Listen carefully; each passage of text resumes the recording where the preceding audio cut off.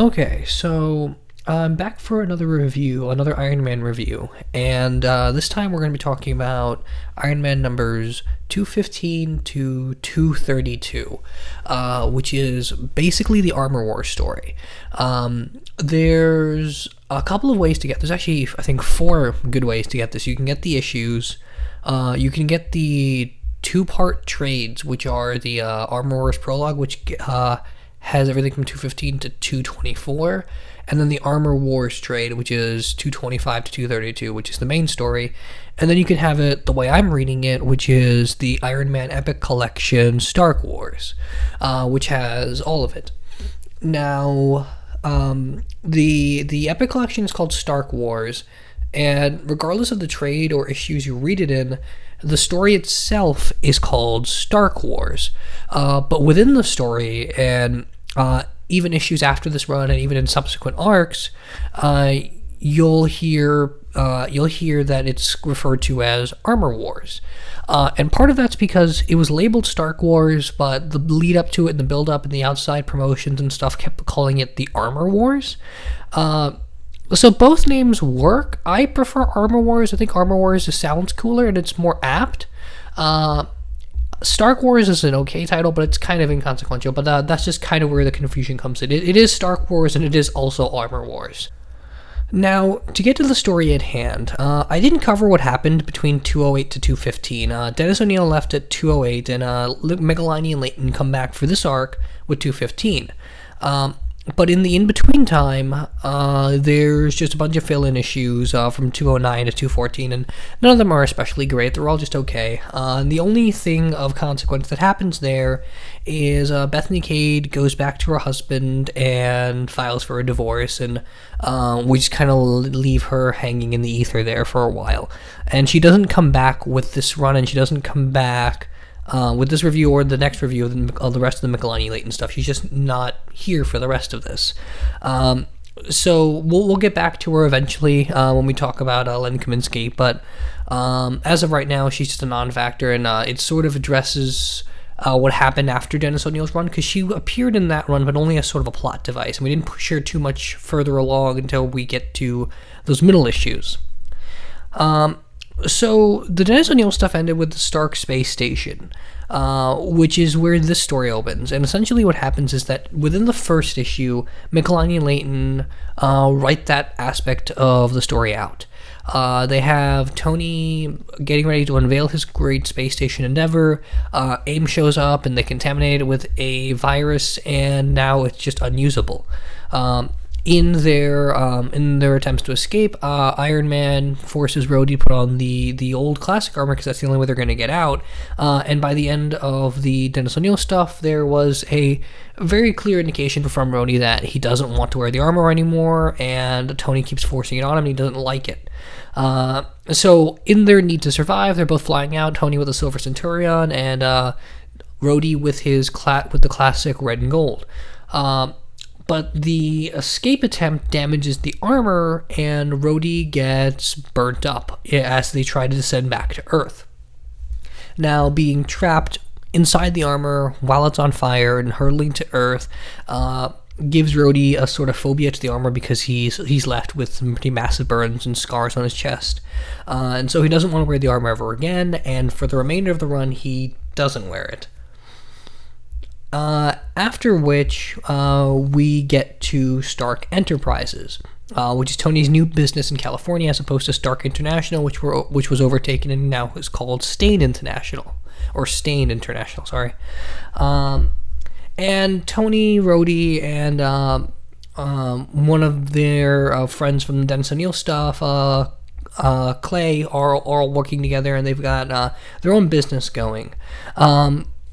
One of the first things to happen, one of the first major things, is that Clay is revealed to be a traitor, and we learn that she is actually trying to work with to work with AIM to kill Tony for what happened to her brother.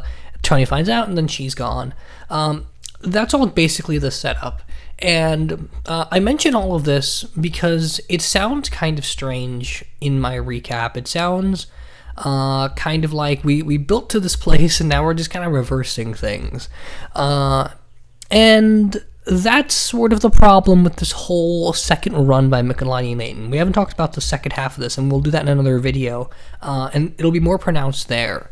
But the biggest issue I have with this going forward into this review is that it feels so much like Micheline and Layton trying to force Iron Man back to the status quo they left him at before Dennis O'Neil got his hands on him.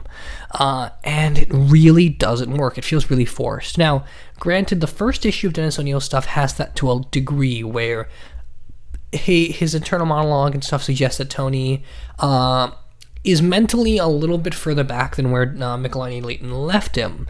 But that's only for one issue. Everything else is just a natural progression. This is the entire first half of the story forcing us to regress Tony as much as possible. And then we get the setup for Armor Wars, which is essentially Tony is trying to acquire this company, and it's being sabotaged by this character called the Ghost. And in their war, Spymaster shows up, and he gets killed by the Ghost, and Spymaster, before dying, sells some of Tony's armor circuitry gets to Justin Hammer. And since Justin Hammer was the guy from Micheline and Layton's run that supplied all the technology and improvements to all of Iron Man's rogues, Tony feels a responsibility to find all of this armor and disable it, but the bigger problem still being that even if you get rid of the people wearing the suits, it doesn't erase the technology now that it's out there in the open. And that's the journey for Tony. And that sounds like a really good idea, and it's handled really, really poorly. So first thing Tony tries to do is go about this through legal channels, but it's not very useful because Tony never patented his armor, and his lawyer tells him that, and Tony just keeps biting his head off for it. And it makes Tony a little really unlikable because it's not that he's not level-headed enough, it's that he gets angry about the wrong things, and a lot of the time it just makes him come off as a jerk to other people. He never apologizes for that ever. And maybe part of the character arc for him is that that's just Tony's personality type, but that's not how he was before. That's not where Dennis O'Neil brought him. That's not where Micheline and Layton brought him by the end of their run. It seems very much like he's regressed back to even before stuff from Demon in the Bottle, and that's really a shame. So, since Tony can't go about this through legal means, Iron Man, quote-unquote, goes rogue. And I say it like that because they keep forcing this idea of Iron Man is going rogue, but it doesn't ever really come off like that. Essentially, the first thing Tony does in the Iron Man armor is he finds Stiltman, who has some of Iron Man's iron circuitry in there, and he takes him out and he disables his armor. And then the next issue opens with this newspaper headline that says, Iron Man gone rogue. But Tony didn't do anything to Stiltman that he wouldn't have done in any other situation. Stiltman tries to sue him, which is ridiculous because Tony stopped him from robbing a building, and now he's suing the guy for stopping him from ripping off a building. Now, yeah, there's a little bit of legal precedent there, but at the same time, this is the Marvel Universe. This is where supervillains and heroes run amok. There's no way any lawyer or any judge in the right mind would take that kind of case seriously at all. And so this whole Stiltman suing Tony becomes a big issue, and it shouldn't even be remotely an issue. And again, Iron Man didn't do anything to him that he wouldn't have done otherwise, whether his armor was stolen or not, and he doesn't come off as especially brutal at all, but they keep trying to spin it in your mind that Iron Man's this now dangerous entity, and it doesn't work. There's nothing in Tony's personality that indicates that he's just gone off the deep end, aside from the writers constantly telling you that he's going off the deep end. Yeah, he's angry a lot, but the anger doesn't actually come out when he's in the armor, and that's the problem. There's no passing the buck of anger kind of thing of where your boss yells at you, so you go home and yell at your family or something like that. You know, that kind of passing the buck thing of every time someone above you forces you gets mad at you, you push it to someone below you. That's, I guess, maybe partly the idea, but it doesn't work at all. And it would if the armor stuff came up more, if Tony was actually literally brutalizing these criminals, and he doesn't. And then when he does, we never deal with it, because it happens a couple of times. The other thing is that Tony can't tell the West Coast Avengers what's going on. And this is a problem, and it's not a problem, because the idea is Tony knew that his name was going to get dragged through the mud if he kept on this agenda of disabling all of the armored villains the way he's doing, and doing it without any legal standing whatsoever, whether or not they're doing something bad or not, invading foreign lands and all that. And so he didn't want to rope in the West Coast Avengers and drag their name through the mud. Okay, fine. That makes sense. Why he spends so long not telling Captain America or the rest of the West Coast Avengers why he's doing any of this doesn't make any sense. He just intentionally keeps them in the dark for an absurd amount of time for no reason. And they may not have been able to publicly join his crusade, but there could have at least been some kind of moral or technical support that they would provide that Tony just completely ignores and the writers completely ignore.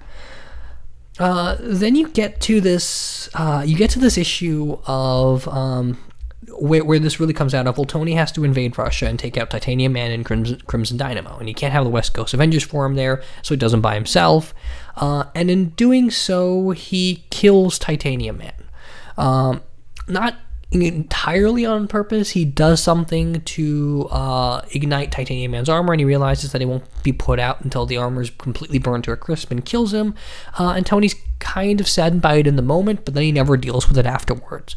There's this big issue of, where Iron Man just invaded Russia and was not provoked to do so and just destroyed 2 of its citizens. There should be repercussions for that, and they're never really brought up, and Tony killing a person is never really brought up, because there's so many instances in the Micheline and Layton's first run where Tony has every chance to kill people and people say that if you don't kill us, then we'll just keep coming back, and Tony's got a very good reason to take them out, and he never does it. So here they finally make him jump off the deep end and cause the death of a person almost directly. It's only Tony's lack of foresight. It's only Tony's lack of foresight that causes the issue in the first place, but he still directly murdered a person, and he never deals with it, and it never comes up. And that ethical dilemma is a problem throughout. Because another thing that comes up is Tony's technology is now in the ether, and even though Tony didn't patent it, or even though he says it belongs to him, what right does he have to take it away from people if they could come to it on their own, or whatever the case may be?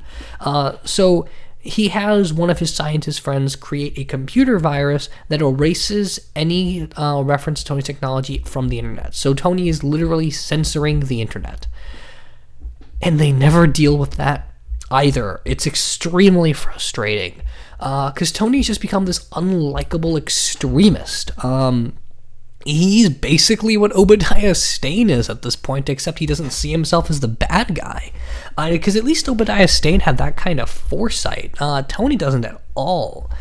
It's completely a complete regression in his character, and it just makes him not heroic in the least bit, because I can't sympathize with what Tony's doing at all. Yeah, his technology's gone, but at least, considering how far you've come with the alcoholism and how much you've lost and how much you've gained back, you should be able to be a little bit more nuanced in your approach than this, and that doesn't happen. There's that regression is pretty clearly brought up when you get to this when you get to all these conversations where Tony and Iron Man are now 2 separate people in Tony's mind, and Tony fires Iron Man as Stark Enterprises' corporate symbol, and now there's this juggling mental divide of Iron Man as a person and Tony Stark's a person, and he sees himself in his mind that way, and that's something that was brought up by the end of Demon in a Bottle and by the end of Dennis O'Neill's run that Tony shouldn't have to be going through again. There's no reason for him to see himself like this. There's no reason to push him so far backwards where he doesn't even think about that stuff. And then the last issue, 232, actually deals with that a little bit, where he has a nightmare where he's fighting himself, and it sort of serves as a consolidation of his identities, but it's not followed through well enough, and there's just not enough of a focus on the fact that Tony has already learned this lesson, and he's learned this lesson from the same pair of writers, nonetheless. It's hard to get through, and I'm sure if you read the story on its own, it would work on, at least in that particular level, because the other stuff doesn't make any sense, but at least on that particular level of identity, it could potentially work. But reading it as part of Iron Man's history, it just doesn't work at all. It just doesn't function as the next chapter in his character. And the really great thing about reading certain Iron Man runs, like when you go from Micheline and Layton to Dennis O'Neil, or when you go from Micheline and Layton to John Byrne, and John Byrne to Len Kaminsky, there's this great intention of, it's not that these writers want to leave their staples on the book, it's that they want to push the character forward. And so Dennis O'Neil isn't regressing what Micheline and Layton do, he's just pushing it along. John Byrne's not regressing what Micheline and Layton do, he's just pushing it along. Kaminsky's not negating what Byrne's doing, he's just pushing it further. And it's very much about the character first and the writer second. And this Micheline and Layton run doesn't have that. This is very much about, I'm pushing Dennis O'Neil away, and I'm bringing my brand back to it, and my brand's the focus of the book. And that, it feels very petty, and it just doesn't work. Now, in interviews, Micheline and Layton have said that, or at least Micheline has said that, he agrees that their first one's better than their second one, but I'm not sure if he realizes how bad the second run is and how it just doesn't coalesce into anything. And we'll get more into that when we talk about the second half of the run. But in Armor Wars, you see all of that building already, and it just doesn't pull itself together well enough to even justify saying that it's not as good as the first one. It's not even that. It's that it's just a legitimately bad story. By the end of this, Tony gets his new armor, the oversized red and gold armor, sometimes called the coffee pot armor because it's kind of bulky. It's a really cool looking armor. Tony fights Firepower in it, who is a machine made by Cord Industries to battle Iron Man now that he's gone rogue. And it destroyed the Silver Centurion armor, and Tony decides to just leave Iron Man dead now that the Armor Wars are over, but because Firepower is attacking Stark Enterprises, he decides to build a new armor and take out Firepower, and then through destroying him, he realizes that he doesn't want to get rid of Iron Man or the armor, he just wants to work better at being a better hero. And the armor is really cool, it's really badass, it's got a really cool shield feature, it makes some really quick work Firepower, and it's pushing Tony's armor along and making it feel more futuristic and more out there. It's got a lot of the same features as the classic red and gold armor, but they're all amped up a little bit. And it's well enough. It's a really great design. I think it looks great, but it's the perfect symbol for why this book is a progression. Because the reason the Silver Centurion was introduced and the reason it works as the next part of the story is that you lose the yellow and you add the silver to symbolize that one of Tony's vices, which is his cowardice, has been put away. The anger is still there and the coldness is still there, and with the red and silver, but he's better than he was. And to just ignore that symbolism and throw the yellow back in feels like a very clear regression. And it doesn't help the matter that Tony uses his enemy's technology, like the shield feature and such, to improve his armor, because the whole point of the story is that someone else used his technology and he didn't want them to. You can get that very sense of Tony's being really hypocritical about this. That what gives him the right to steal someone else's technological achievement if he's not going to let other people use his technological achievements? It doesn't matter if they're good guys or bad guys. It's about the ideas being out there in the open. And it just doesn't work. It's not a very good story. There's this fantasy in my mind that everything from Iron Man 115 to 218 is really good stuff. Because as I've read it before, it's always felt like it's this big, coherent character piece. And this jammed in the middle of it really hurts that fantasy, because this is just so clearly not pushing the character in any forward direction, and it's just working it's working as hard as it can to make the story less coherent and less about the character arc and just more about indulging what Micheline and Layton wanted to do before. It's not very good. I know it's considered a fan favorite, and I don't really understand why. But go ahead and leave in the comments what you thought of the story, whether you agree or disagree. And make sure to click on the links below to my other reviews of the Iron Man stories, and come back to the channel every week to watch a new comic book review, and click the link in the description if you want to follow me on Twitter.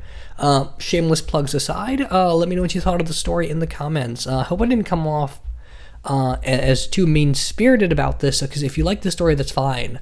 I just personally didn't, and I'm really curious to see if there's anything that other people can salvage in this story for me. Thanks everybody for watching, and I'll see you next time.